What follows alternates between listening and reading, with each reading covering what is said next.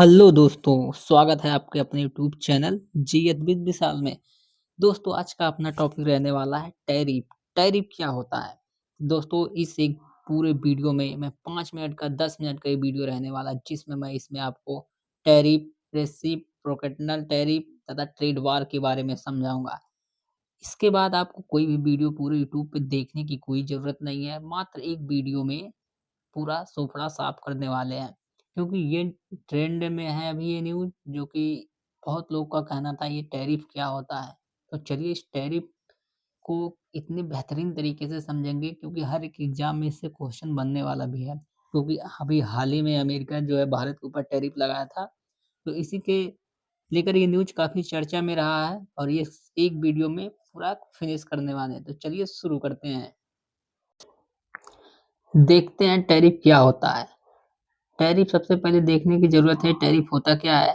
जब कोई देश किसी दूसरे देश के सामान को इम्पोर्ट यानी आयात करता है और उस आयातित सामान पर जो अतिरिक्त टैक्स लगाया जाता है, उसे ही टैरिफ कहते हैं। जैसे मान लीजिए, अब एग्ज़ाम्पल की अगर देखा जाए भारत और अमेरिका। भारत अमेरिका को स्टील बेचता था, जिसकी कीमत मान लीजिए 1 लाख रुपए थी। तो अमेरिका ने 50% टैरिफ बढ़ा दिया। तो 50% जब टैरिफ बढ़ा दिया, तो इसका अतिरिक्त कीमत 50,000 रुपया और बढ़ गया। यानी जो स्टील हम भारत वाले अमेरिका में 1 लाख का बेचते थे, अब उसकी कीमत हो गई 1.5 लाख रुपए।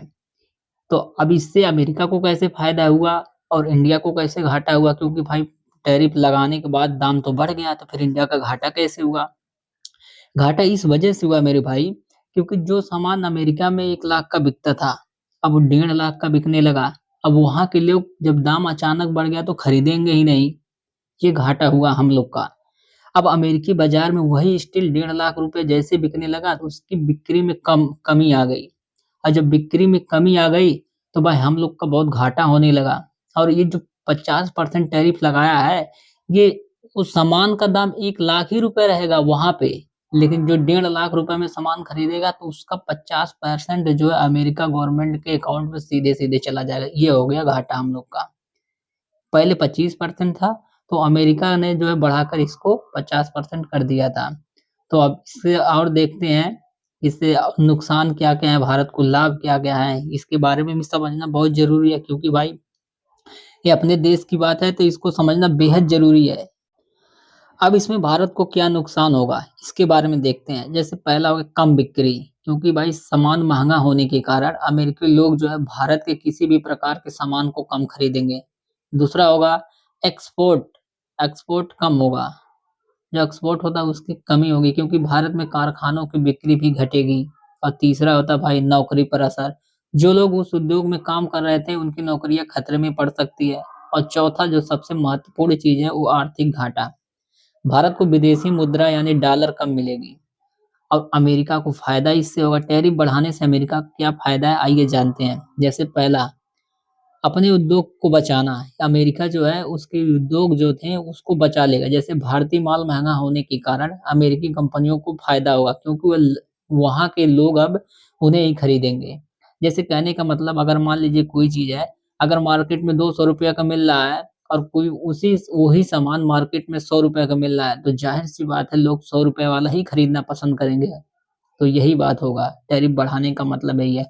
और भी बहुत सारी चीज़ें, धीरे-धीरे एक-एक करके सारी चीज़ों को हम समझते हैं इस वीडियो में और देखते हैं। जैसे अमेरिका को क्या फ़ायदा होगा।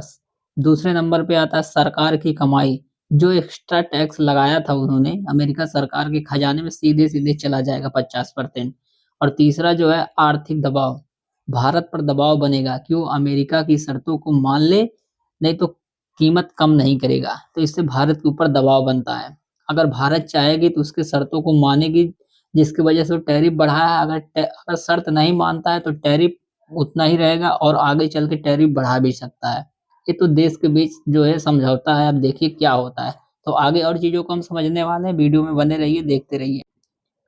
अब देखते हैं रेसिप्रोकेटिव टैरिफ, जो पारस्परिक टैरिफ होता है, इसको कैसे देखा जाता है। मान लीजिए अगर एक देश ने दूसरे देश के सामान पर टैरिफ लगाया, तो दूसरा देश भी जवाब में उसके सामान पर टैरिफ लगा सकता है। उसी को पारस्परिक टैरिफ यानी रेसिप्रोकेटिव टैरिफ कहते हैं।